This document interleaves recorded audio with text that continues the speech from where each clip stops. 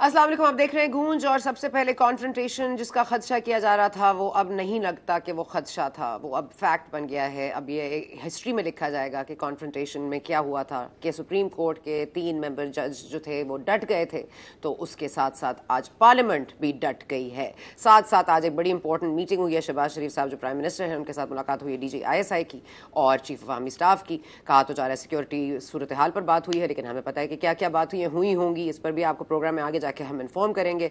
साथ साथ हम देख रहे हैं कि मुज़ाकरात का जो तीसरा दौर है वो आज बैठक लगी है और 3 मेंबर कमेटी जो है PTI की वो पेश आ रही है सामने, और वो सामने किस तरह से मामलात होंगे। आज उन्होंने इलेक्शन कमिश्नर के हवाले से जो इल्ज़ामात लगाए हैं फवाद चौधरी साहब ने, साथ साथ बुशरा बीबी ने जो नोटिस सेंड किया मरियम नवाज साहिबा को कि उनकी तौहीन की जा रही है, और जो तौहीन इलेक्शन कमिश्नर आज हुई है वो भी तारीख रकम करेगी।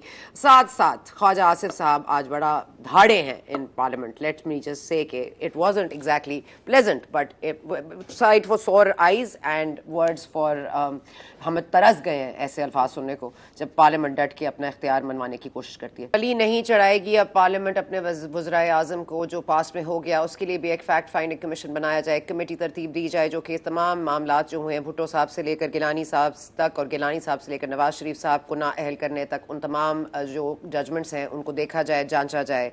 अब ये जांच पड़ताल में यहाँ पर कोर्ट प्रोसीडिंग्स मांगी जा रही हैं पार्लियामेंट की तरफ से। तो पहल की थी सुप्रीम कोर्ट के चीफ जस्टिस ने आज, जो उन्होंने कहा कि हम तलब करते हैं और हमें ये फौरी तौर पर हमें पार्लियामेंट्री प्रोसीडिंग्स की जो तफसीलात हैं वो फॉरवर्ड की जाएं।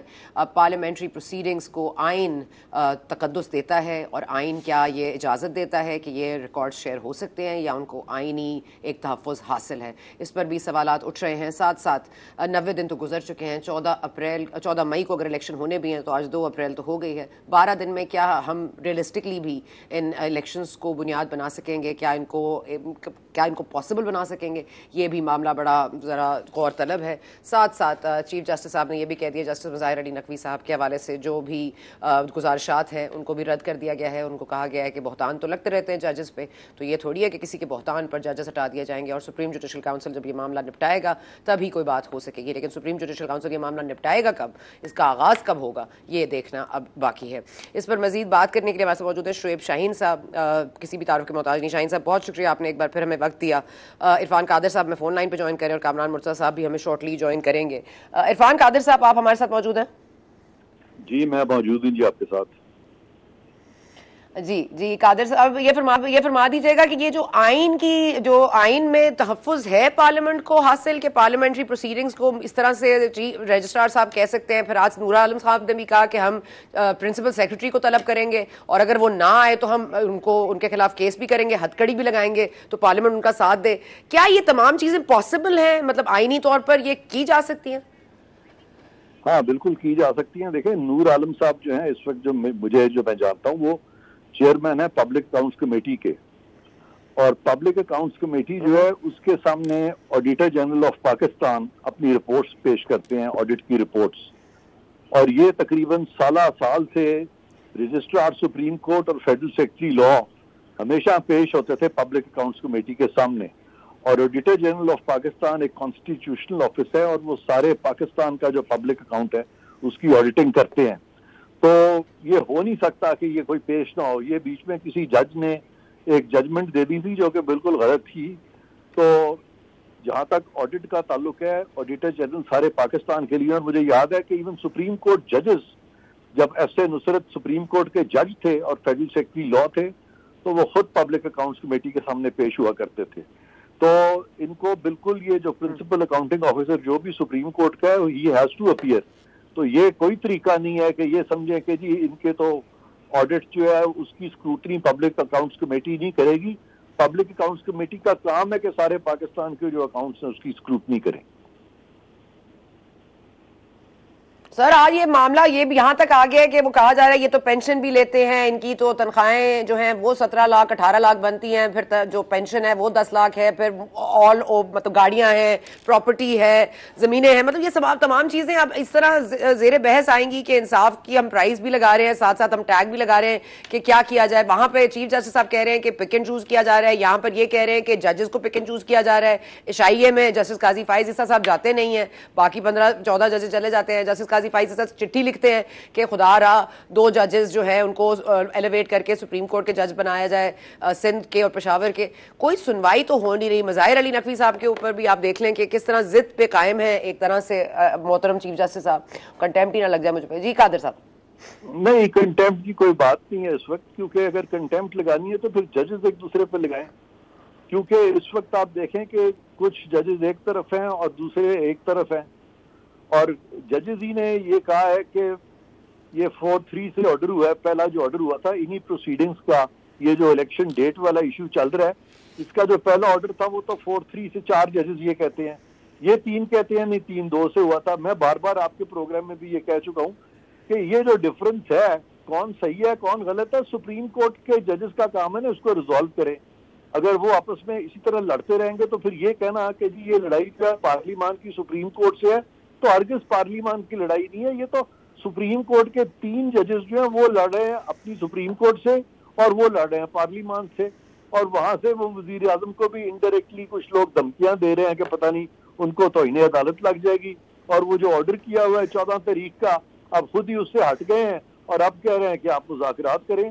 तो ये तो इनको खुद अपनी जो गलतियां हैं सुप्रीम कोर्ट के चीफ जस्टिस साहब से जो हुई है उनको उसका तदारक करना चाहिए, बजाय इसके कि वो ये जो अपनी गलती की वजह से सारी कौम को इस वक्त एक गिरदाब में भंवर में फंसा दें। तो मैं नहीं समझता, मैं समझता हूँ कि जरूरी है अपना अहाता पहले करें ये जज साहिबान जो है। सर ये जो है मामला जो सुप्रीम कोर्ट के अंदर डिवीजन है, आज इमरान खान साहब एक इंटरव्यू में फरमा रहे थे कि ये बाजवा डॉक्ट्राइन का नतीजा है, ये बाजवा साहब का जो उन्होंने इंटरफेरेंस की है उसका नतीजा है। जो जुडिशल मार्शल लॉ लगाने की कोशिश की या मार्शल लॉ लगाने के लिए जो इख्तियारात का इस्तेमाल करना चाह रहे थे बाजवा साहब, ये तमाम शाखसाना जो है वहां से शुरू होता है और ये उन्हीं की देन है। तो ये जजेस की डिवीजन को वो बाजवा साहब से जोड़ रहे हैं। आप क्या समझते हैं जजेस की डिवीजन किस बुनियाद पर है, अंदर फड्डा क्या है? मैं समझता हूं कि अगर इमरान खान साहब की बात सही है तो उन्हें चाहिए कि ये मामला भी सुप्रीम कोर्ट के आगे पेश कर दें, ताकि दूध का दूध और पानी का पानी हो जाए। तो वो बात सियासी उफक पे तो कर देते हैं, लेकिन जब बात आती है कानूनी फोरम्स की तो उस वक्त वो पेशरफ्त नहीं करते। अब ये मामला चीफ जस्टिस साहब भी जानते हैं, सारा इमरान खान साहब भी जानते हैं, ये मिलके इसमें कोई पेशरफ्त करें, पता चल जाएगा। सर अंदर मसला क्या है? आपको क्या लगता है किस चीज का खौफ है जो कि इन जजेस को डिवाइड करता है? मतलब क्योंकि इंसाफ तो सभी देना चाहते हैं, आई एम श्योर आइन को भी सभी जानते हैं मानते हैं, तो फिर मसला क्या है? मसला ये है कि चीफ जस्टिस साहब ने एक ऑर्डर कर दिया कि जी ये इलेक्शन जो है वो फलानी तारीख को होंगे। वो ऑर्डर मैं कई दफा कह चुका हूं कि कभी भी इंप्लीमेंट नहीं होगा, क्योंकि वो ऑर्डर गलत है। सुप्रीम कोर्ट का चीफ जस्टिस या सुप्रीम कोर्ट डेट दे ही नहीं सकती, उनको ये इख्तियार ना आइन ने दिया ना कानून ने दिया। अब जब उनसे हो गई गलती तो अब उनको समझ आई कि ये गलती तो हो गई है, इलेक्शन तो हम करा नहीं सकेंगे उस तारीख को। तो एक मशहूर सेइंग है, मियाँ बीवी राजी तो क्या करेगा काजी। तो काजी साहब ने वहां पे ये कह दिया कि अगर पॉलिटिकल पार्टीज आपस में तस्फिया कर लें तो ये बड़ी अच्छी चीज होगी। तो वो एक शहरी से एक केस करा दिया गया।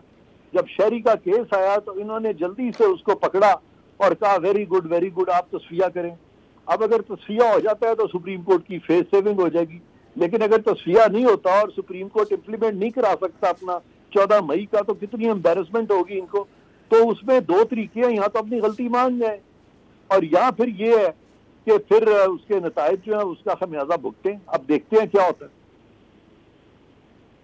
सर क्या मतलब खमियाजा हो सकता है? ये आया कि अभी आज जो पार्लियामेंट्री प्रोसीडिंग्स की तफसीलात तलब की हैं चीफ जस्टिस ने, यहाँ से ख्वाजा आसिफ साहब खड़े होकर कह रहे हैं कि जी हम भी तलब कर रहे हैं जो अंदर कोर्ट रूम्स के होता है वो भी हमें बताया जाए कि जो 2 जजेस अपने आप को रिक्यूज करके बाहर निकल जाते हैं बेंच से, उनको वापस लाकर 3 मेंबर बेंच बना दिया जाता है। तो ये इख्तिलाफ जो है, और ये आइन क्या तहफ़्फ़ुज़ देता है पार्लियामेंट को कि उसकी प्रोसीडिंग्स नहीं शेयर की जा सकती? देखें, चीफ जस्टिस साहब का सारा इस्तदलाल ये है कि ये जो नया कानून बना है वो कहते हैं कि ये सुप्रीम कोर्ट पर हमला है।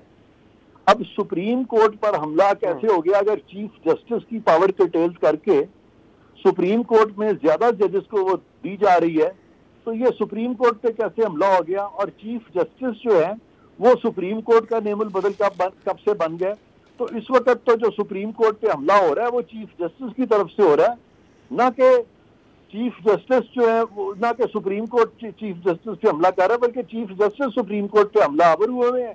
पार्लियामान उससे बचाना चाहती है सुप्रीम कोर्ट को, चीफ जस्टिस साहब कह रहे हैं। और आज जितना भी केस हुआ है सारे आर्गूमेंट्स पहले वो चीफ जस्टिस साहब बतौर वकील के खुद ही आर्ग्यू करते हैं। हमने तो ये सुना था कि वकला जो है वो मुखातिब होते हैं जज साहिबान से, ये कभी नहीं सुना था कि जजेस जो है वो जजेस से मुखातिब हों और जजेस जो है वो वकला से मुखातिब हों और वो बोलते चले जाएं और वकील चुप करके सामने बैठे खड़े हाँ जी करते रहे। वो एक बड़ी मशहूर सेइंग है कि इस गांव में घर तू रहना, जो ऊंट बलैयां ले गए तो हाँ जी कहना।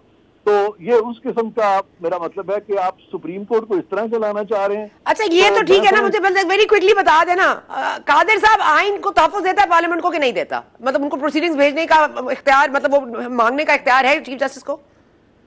कोई इख्तियार नहीं है, सवाल ही नहीं पैदा होता, कोई इख्तियार नहीं है। पार्लियामान की मर्जी अगर वो देना चाहें। और आपने लास्ट टाइम कहा था कि तीन जजेस को भी तलब किया जा सकता है, आपने इफ्तिखार चौधरी साहब का हवाला भी दिया था। आज भी सुन ले सुप्रीम कोर्ट के बहुत से फैसले हैं जिसमें उन्होंने कहा कि अगर पार्लियामान कानून बदनीयती से भी बनाए तो पार्लियामान की बदनीयती में नहीं जा सकती अदालत।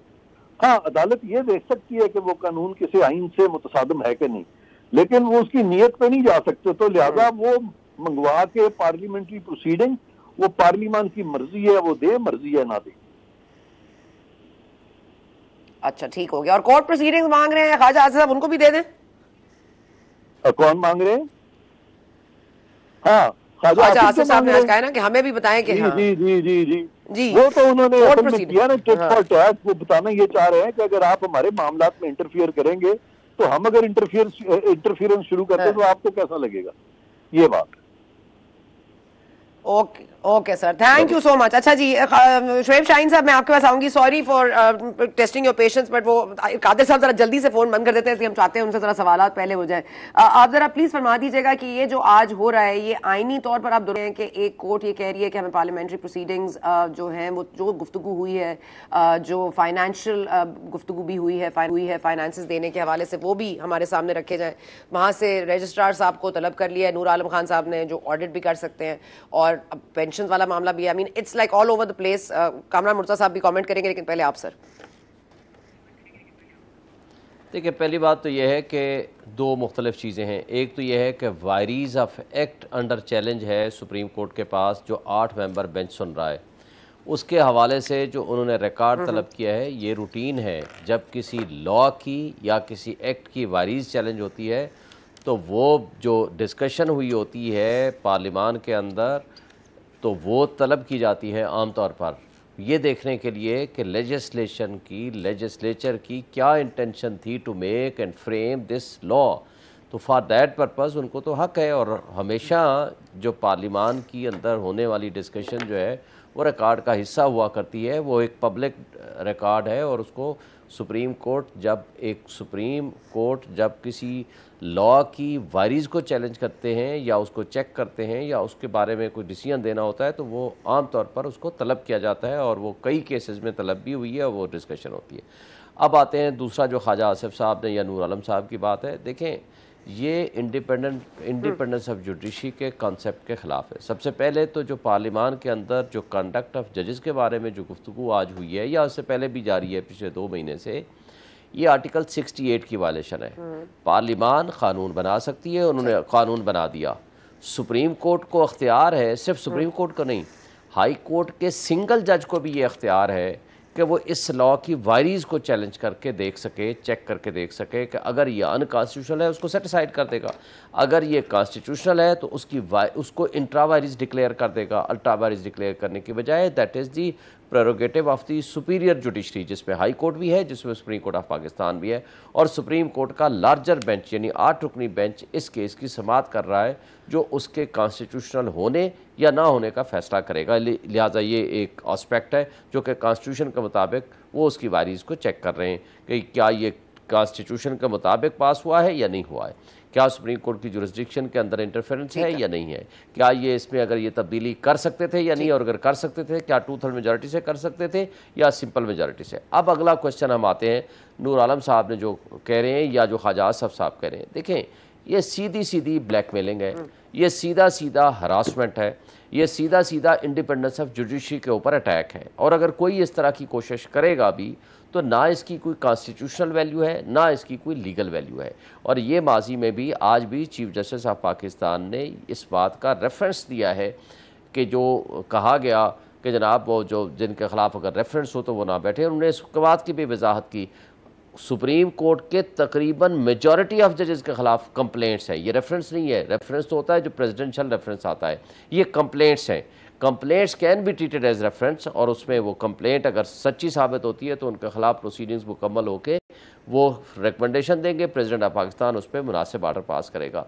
अदरवाइज़ कंप्लेंट्स तो देखें, माजी में PLD 2010 सुप्रीम कोर्ट पेज 61 उसमें ये जजमेंट इफ्तिखार मोहम्मद चौधरी के केस में आ चुकी है, जिसमें एक पुराना लॉ था 1970 का कि अगर किसी जज के खिलाफ रेफरेंस भेजा जाता था तो उनको सस्पेंड करने का भी इख्तियार था, जो कि परवेज़ मुशर्रफ ने वो एक्सरसाइज किया था। लेकिन उस लॉ को भी अल्ट्रा वायरस डिक्लेयर किया और उन्होंने ये डिक्लेयर किया था कि किसी भी जज के खिलाफ कंप्लेंट अगर आ भी जाए या रेफरेंस भी आ जाए तो उस वक्त तक उनके खिलाफ उनको काम से नहीं रोका जा सकता until and unless that is finally culminated. और इसी तरह आपने माजी करीब में देखा काजी फाइसा साहब के खिलाफ भी एक रेफरेंस आया और वो चलता भी रहा, और सुप्रीम कोर्ट ने जी काजी फाइसा साहब और उनका जो रेफरेंस था वो उसको क्वैश किया सुप्रीम कोर्ट ऑफ पाकिस्तान ने। इस तरह ये कह देना कि किसी जज के खिलाफ अगर रेफरेंस है तो वो उस कोर्ट में ना बैठे, ये तो फिर हर रोज़ ये अभी बल्कि एक जस्टिस तारिक जहांगीरी साहब के खिलाफ एक हमारे एक वकील साहब हैं, उन्होंने एक रेफरेंस फाइल कर दिया, कंप्लेंट फाइल कर दी, तो उसमें जाकर कहा जी मैंने आपके खिलाफ कंप्लेंट फाइल की है तो आप मेरा केस ना सुने।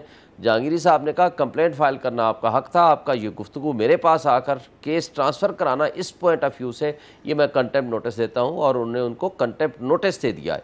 तो सिमिलरली ये इवन बात करना और सिर्फ इस मकसद के लिए भी तो हर रोज़ हर बंदा उठेगा वो कहेगा जी मैंने कंप्लेंट फाइल कर कंप्लेंट फाइल कर दी लिहाजा मेरा केस ना सुने। प्रेसिडेंशियल रेफरेंस और कंप्लेंट में फर्क आपने वाजे कर दिया, ठीक हो गया। लेट मी जस्ट से कामरान मिर्जा साहब आल्सो, कामरान मिर्जा साहब क्योंकि JUIF ने की पोजीशन ले लिया मौलाना साहब ने कि हम तो नहीं एग्री करते और हम नहीं समझते कि मुज़ाकरात होने चाहिए, लेकिन क्योंकि ये पार्लियामेंट में फैसला हुआ है और अगर ये करना चाहते हैं तो जरूर 100 बिस्मिल्लाह। अब मामला यहाँ पर आगे कि तीसरा राउंड चल रहा है, लेकिन साथ साथ अब ये इस मुल्क में देखना बाकी रह गया था कि तसादुम इस कदर बढ़ जाए कि वहां से कुछ कहा जा रहा है, यहाँ से कुछ कहा जा रहा है। अब मतलब मामला बहुत ज्यादा कॉम्प्लिकेटेड भी लग रहा है, अलार्मिंग भी है। आपकी नज़र में सर ये क्या हो रहा है, और ये जो आइन की शिकनी, आइन शिकनी जिसको कहा जा रहा है, वो कितनी पार्लियामेंट शिकनी है और कितनी अदालती कंटेम्प्ट में है, और क्या अभी जो पार्लियामेंटेरियंस गुफ्तगू कर रहे हैं on the floor of the parliament, क्या वो कंटेम्प्ट के ज़मरे में आता है? इसमें देखिए मेरा किरदार जो ना दोनों जगह पे है, एक तो बात वकील के तौर पे भी है और एक पार्लियामेंटेरियन के तौर पे भी है। हमारा प्रॉब्लम ये होती है कि हम इस वक्त बात करते हैं एज ए पॉलिटिकल वर्कर, तो हम जो है ना वो आधी बात कर लेते हैं, आधी बात खा लेते हैं, और उसको जो ना वो बैलेंस नहीं कर पाते हैं। मसला ये कि हालात वाकई जो है ना वो इतने ख़राब हो गए हैं, दिगरगूं हो गए हैं कि मुझे कभी कभी इस हालात से बहुत डर लगता है, बावजूद इसके कि वो आपके मुल्क की माशी हालात ठीक नहीं है और इन हालात, इस तरह की माशी हालात में कोई पीसी को मुदाखलत नहीं करती, मगर ये मामला को जिस अंजाम तक, जिस नहज तक पहुँचाया जा रहा है, खुदा न खास्ता इसका कोई बुरा वो भी आ सकता है, कोई रिजल्ट भी आ सकता है। हमने न सिर्फ मुज़ाकरात का बाइकाट किया हुआ, बल्कि हम कोर्ट में भी नहीं जा रहे। जो आज केस फिक्स था इसी प्रैक्टिस प्रोसीजर बिल एक्ट के हवाले से, हमने उसको भी जो है ना, उसमें भी जो है बावजूद हमको नोटिस आया था, हमने उसको मुनासिब नहीं समझा। रीज़न उसकी बता देता हूँ कि उसमें एक जो बहुत अहम चीज़ है बात को, कि चीफ जस्टिस के इख्तियारात को जो है वो तकसीम किया गया है 3 जजेस की कमेटी में, मगर वो उन जिनके इख्तियारात को तकसीम किया गया है वो बेंच को खुद हेड कर रहे हैं।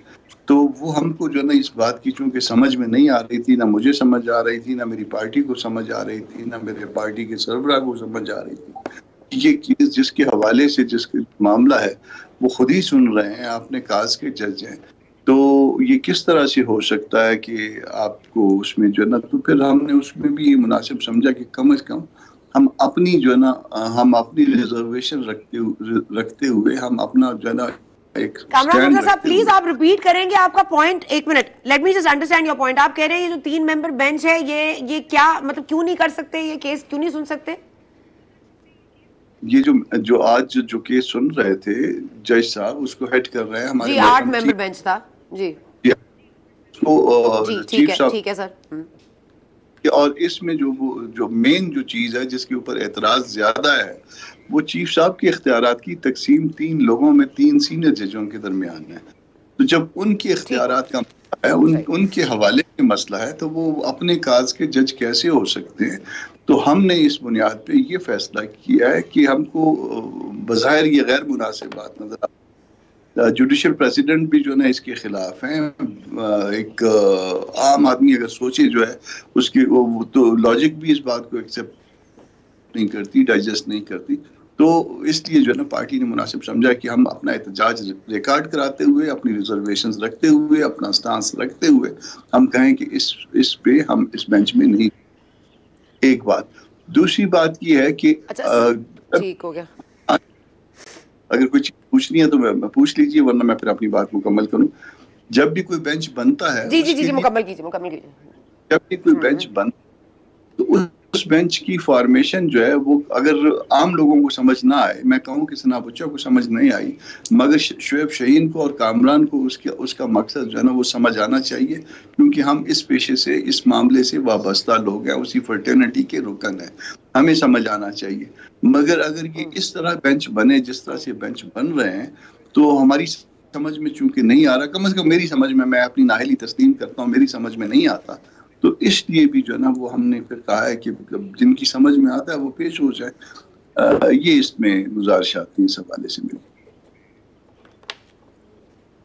सर आपने ना सिर्फ वो कह रहे हैं आप केस में भी हिस्सा नहीं बन रहे और मुज़ाकरात में भी हिस्सा नहीं बन रहे, मुज़ाकरात का क्या हाल है वो हम जानेंगे, लेकिन सर वक्फा लेने का वक्त हो गया। लेकिन बड़ा इंपॉर्टेंट पॉइंट शुएब शाहीन साहब, ये मैं आपको इसके साथ छोड़े जा रही हूँ, फिर ब्रेक के बाद यहीं से कंटिन्यू करेंगे, क्योंकि बड़ा ये हो रहा है कि कंसीड हुए हैं सुप्रीम कोर्ट के पावर्स, 3 जजेस ने ये किया है, क्या ये मामला जो कामरान मुर्तजा साहब ने पॉइंट आउट किया ये दुरुस्त है या नहीं, बात करते हैं वक्फे के बाद।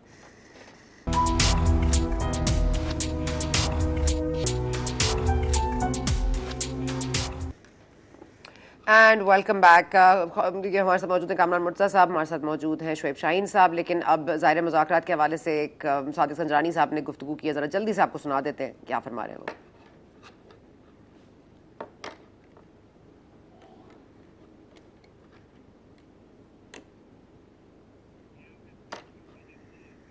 ठीक है, सादिक संजरानी साहब का साउंड बाइट है, वो आपको सुनाने की कोशिश कर रहे हैं। उन्होंने यही कहा है कि अच्छे की तवक्को रखनी चाहिए और वो बातचीत हुई है मेरे सामने, और वो मेरे सामने कोई बातचीत नहीं हुई है, मैंने तो गपशप लगाई है, क्योंकि एक्चुअल में क्योंकि मैं सिर्फ फैसिलिटेट कर सकता हूँ, मैं कोई फैसले नहीं कर सकता, इसलिए मेरे सामने कोई बात नहीं हुई, लेकिन अच्छे की तवक्को करनी चाहिए और ये मुज़ाकरात के लिए बैठ गए, ये बड़ी बात है। कामरान मुर्तजा साहब ने, coming back to your point कि आपने कहा कि आज आप पेश नहीं हुए, मैं जानना चाहती हूँ कि ये आपका व्यू पॉइंट है खालिस्तान आपकी जमात का, या बाकी जमातों को भी आपने इस पर राजी किया है?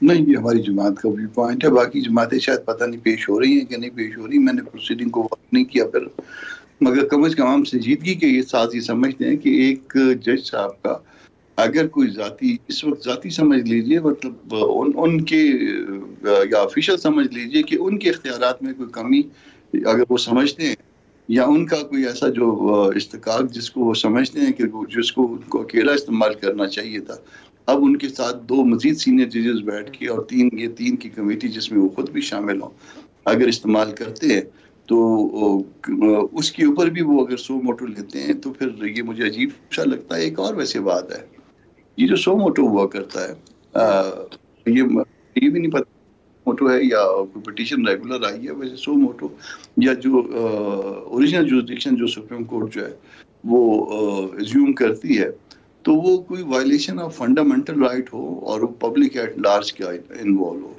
तो इसमें किसका फंडामेंटल राइट जो है ना वो उसकी वायलेशन हुई है और पब्लिक एट लार्ज जो है ना वो कहाँ इससे जो है ना मुतासिर हो रही है, ये भी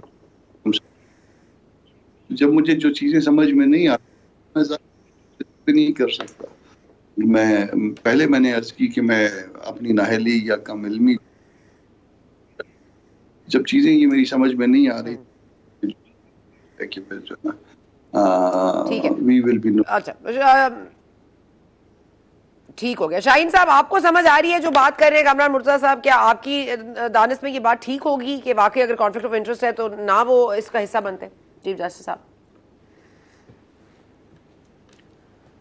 आपने मेरे से पूछा है? जी जी जी शाहीन साहब, जी जी जी शाहीन साहब आपसे पूछा। जी मुझे जरा आवाज नहीं आ रही थी, मुझे जरा सवाल दोहरा दीजिएगा। मैंने कहा सर मुझे बता, कामरान जी कामरान मुर्तज़ा साहब ने जो गुफ्तगू की, मैंने कहा कामरान मुर्तज़ा साहब ने जो कॉन्फ्लिक्ट ऑफ इंटरेस्ट की बात की है, तो क्या ही अच्छा होता कि रिक्यूज कर लेते चीफ जस्टिस साहब? आप इस बात से एग्री करेंगे? वो कह रहे हैं उनको उनकी दानिश में उन्होंने ये समझा है, आप क्या समझते हैं? देखिए, पहली बात तो ये है कि जब इंडिपेंडेंस ऑफ जुडिशरी एंड वारीज और या कॉन्स्टिट्यूशनलिटी ऑफ सम एक्ट का मामला जब आता है तो चीफ जस्टिस ऑफ पाकिस्तान ही हमेशा उसको लीड किया करते हैं और वो बेंच का हिस्सा हुआ करते हैं। देखें, आज से 4 महीने बाद ये चीफ जस्टिस साहब नहीं होंगे। मसला ये नहीं है कि उनकी ज़ात का कोई क्वेश्चन है या उनकी ज़ात के ऊपर कोई अटैक है, उनकी ज़ात का इशू भी नहीं है। ये एक इंस्टीट्यूशन के चीफ जस्टिस का क्वेश्चन है। इंस्टीट्यूशन के चीफ जस्टिस की हैसियत से उन्होंने ही बेंच बनाना है, जो कि सुप्रीम कोर्ट रूल्स और आइन उनको इजाज़त देता है और डिस्क्रिशन देता है। अब उन्होंने ये बात अगर कामरान मुर्तज़ा साहब की अगर है तो ये इससे पहले कि ये बाइकआउट कर दें और इनकी पार्टी या ये खुद और जा करके ये इंटरव्यू पे ये बात करें, ये ज़्यादा अच्छा होता कि ये बात अगर उनकी नज़र में एक कॉन्स्टिट्यूशनल एक रीज़न अगर इनकी नज़र में बनती है तो ये जाएं। इनको सबको कहा गया है कि अपनी अपनी कंसाइज स्टेटमेंट दें और जिसने जो ऑब्जेक्शन फाइल करना है वो फाइल करें। ये जाकर उनको बताएं कि जी ये हमारी नज़र में, चूंकि चीफ जस्टिस साहब आप ऑब्जेक्शन फाइल कर रहे हैं, let me just get an answer. Murtaza Sahab, are you filing an objection? ये बात मुझसे वो ज्यादा बेहतर जानते हैं कि जहाँ पे कॉन्फ्लिक्ट ऑफ इंटरेस्ट आता है वहाँ पे नहीं बैठा रिक्यूज कर जाते हैं। स्टिल अगर उन्होंने ऑप्ट किया है तो फिर जो है ना उसमें हमें जो है वो बहुत चीजें जो है जब नजर आना शुरू हो गई तो फिर हमने फैसला कर लिया कि हम नहीं बैठते। आप फैसला कर लें जो जी चाहे आपका। अच्छा, तो आप फैसला करते नहीं बैठते, लेकिन आप ये फ्लोर पे नहीं कहेंगे सुप्रीम कोर्ट के सामने, मतलब ये आप नहीं कह सकते, ऑब्जेक्शन नहीं लगा सकते कामरान साहब? I am just trying to understand legality क्या होगी, क्या ऑब्जेक्शन लगाया जा सकता है? हमने ये बिल्कुल वाज़ेह स्टैंड लिया हुआ है एक पॉलिटिकल पार्टी के तौर पे कि आपका कॉन्फ्लिक्ट ऑफ इंटरेस्ट है, आप नहीं इसको वो करते। एक बात, दूसरी बात ये है कि पब्लिक एट लार्ज के कोई फंडामेंटल राइट्स इसमें इन्वॉल्व नहीं है। At the most chief justice के जो मामला जो आपने अपने हाथ में रखे थे वो भी कॉन्स्टिट्यूशन ऐसा नहीं कहता। उसको जो है उसको कोडिफाई कर दिया है। एक से निकाल के मामला 3 जगह पे ले गए हैं और तीनों ने अब मेजॉरिटी के साथ फैसला करना है। तो इसमें कौन सा पब्लिक एट लार्ज का जो इशू इन्वॉल्व हो गया? और फिर आपका चूंकि एक मसला है, इस वक्त आप चीफ जस्टिस हैं, आपके इख्तियारात को हमने तकसीम किया है, स्टिल आप इसको सुन रहे हैं तो ये मुनासिब नहीं। तो जब इसके बावजूद आप सुनना चाहते हैं तो सुन लीजिए। हम तो फिर जो है ना कम से कम इसका जो है हिस्सा बनने के लिए तैयार नहीं है कि जी आपको सुना था और उसके बाद आपकी कंटेंशन रिजेक्ट कर। Very interesting point. अच्छा सर, ये कंटेम्प्ट लग सकता है शहबाज शरीफ साहब पे या पार्लियामेंट्री प्रोसीडिंग्स जो हो रही हैं और जिस तरह से गुफ्तगू हो रही है, कभी पेंशन का मामला आ रहा है, कभी सामने इख्तियारात का मामला आ रहा है, कभी कह रहे हैं कोर्ट रूम के अंदर की कहानियां भी हमें तक पहुंचाई जाए, तफसीलात पहुंचाई जाए।